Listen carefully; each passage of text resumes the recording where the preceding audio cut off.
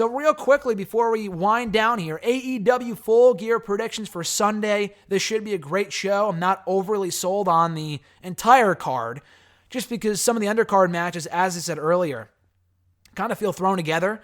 I would rather see them just put together, if the show really just consisted of Moxley and Omega, Jericho and Cody, Bucks and Ortiz and Santana, and then the 2 title matches, I'd be fine. Like 5 matches seems appropriate. I would rather see them go with 2.5-hour pay-per-views like the NXT shows. Maybe 3 hours. You can stretch out that card 3 hours. You don't need 8 matches. I mean, it's a typical WWE pay-per-view lineup with 8 matches. Really, actually 7, because it says here on Wiki that Bea Priestley, I think that's how you pronounce her name, Bea Priestley, not Bea. I thought it was Bea. I guess it's Bea. Bea Priestley versus Britt Baker is on the pre-show. It was on the buy-in show, whatever. Which is where it belongs, because Britt Baker's not that good. And from what I've seen from Bea, she's also not that good. Anyway, so 7 matches make sense, but I would rather not see the show go on for longer than it needs to. I think All Out was like a fucking 4-hour show.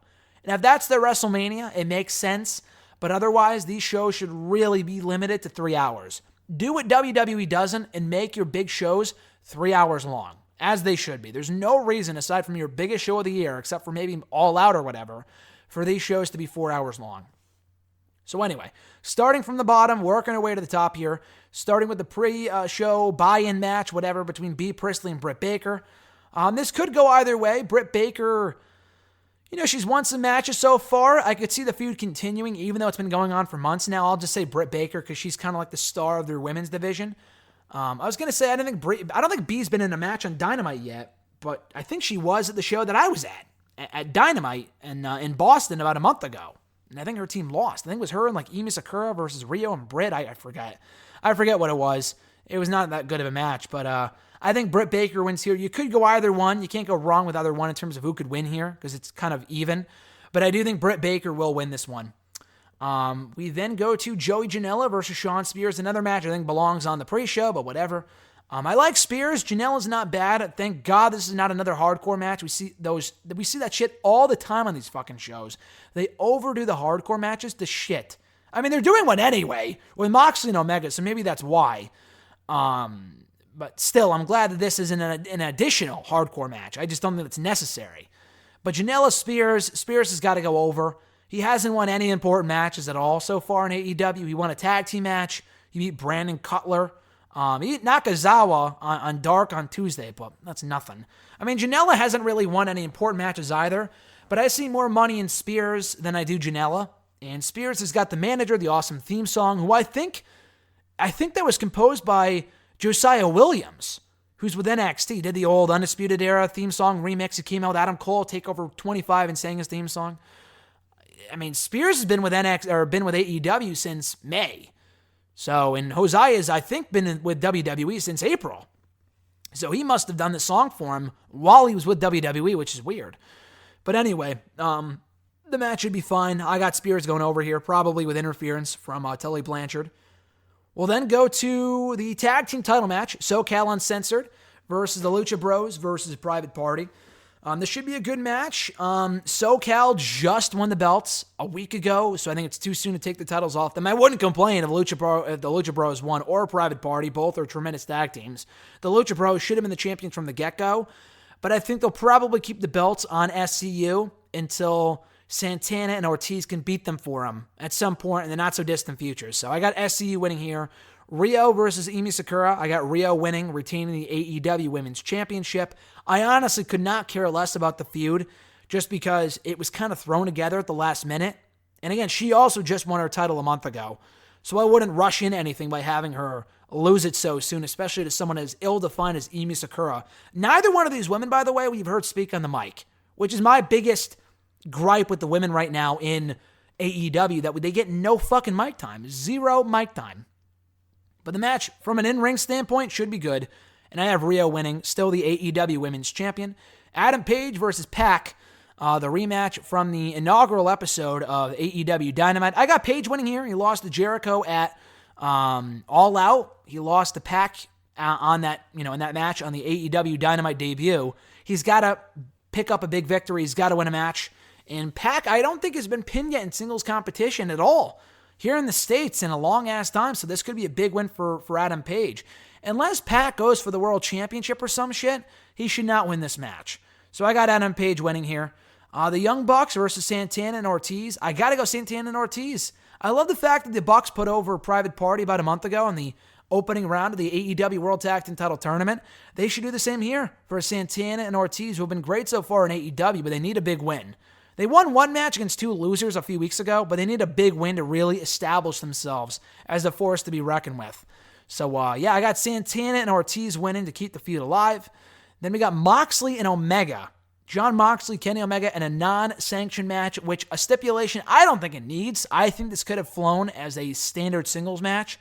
The no disqualification matches in AEW feel so overdone and so tiresome.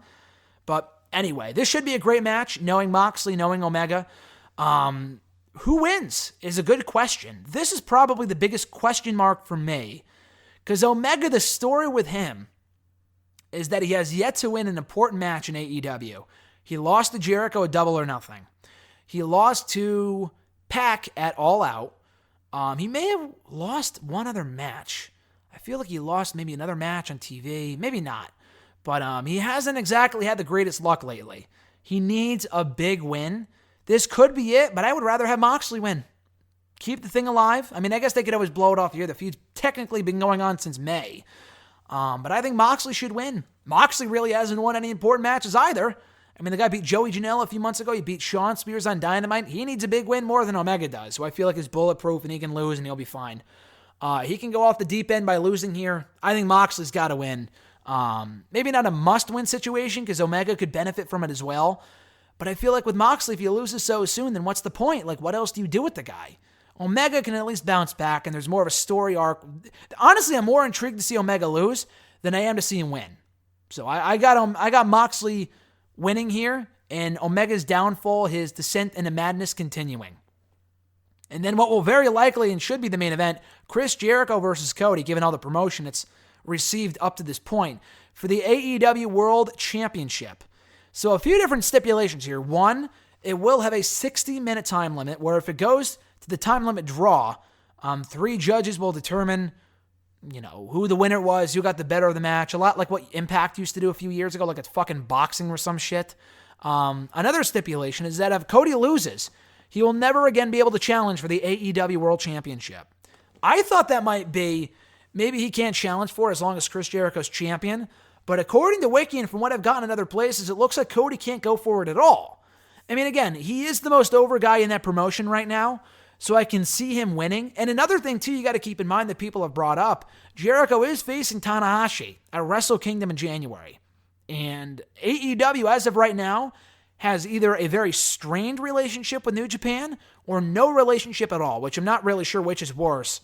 Probably the former. But I don't know if they want to have Jericho go in there and lose to a New Japan guy when he's going to be their world champion. It may not send the greatest message, is what I mean. I mean, he wouldn't go out there with the title, obviously. The same way that Moxley didn't come out with the U.S. championship earlier on in the year before he got, before it was vacated due to him not making the show where he was supposed to lose it. But yeah, it's a tough one. It's a tough one because Jericho shouldn't lose. But at the same time, though, I mean, will they have him go to New Japan and lose to Tanahashi? And he's losing that match. I don't know. And New Japan, I doubt, would have Jericho win, go over one of their top stars if he's the rival's, top champion.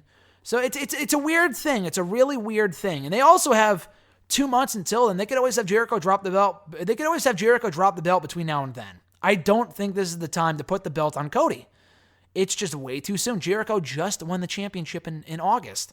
And he's been doing the best work of his entire career as the AEW World Champion. That video package alone showed why Jericho should be the champion right now. The video package that they put together for Jericho, the one I mentioned earlier from Dynamite. The match should be good. I don't want to see it go 60 minutes.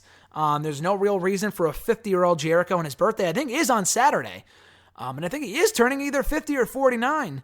There's no reason for that match to be a 60-minute main event. But either way, I'm going to stick with my guns and say Jericho retains. After MJF maybe either interferes inadvertently and costs Cody the match or just flat out turns on him. They could drag it out a little longer for MJF to turn on Cody, But it would make sense to do it here, and then you could build to a long-term feud between MJF and Cody, because MJF is already a heel anyway. Just the only person he's friendly with is Cody. And they've been building this up for months and months and months, ever since the beginning of 2019, because I thought they might do Cody and MJF at Double or Nothing. Because there was a thing on Being the Elite earlier this year where MJF was talking shit about Cody behind Cody's back, and Cody actually picked up on the fact that MJF was talking shit. And I forgot what the payoff to that was, because it never really led anywhere, and they're still friends now. So I'm not sure, but this could be where MJF goes heel, and whether he joins the Inner Circle or not, I think Cody loses. MJF betrays Cody, cost him the AEW World Championship, and Jericho is still your AEW World Champion. But overall, though, this is a pretty good card on paper. Like I said earlier, the undercard matches don't do a ton for me just because the build was almost non-existent. But the main matches are really what I'm watching the show for. I'm looking forward to it, and hopefully they deliver another great, exceptional event on Saturday in Full Gear 2019.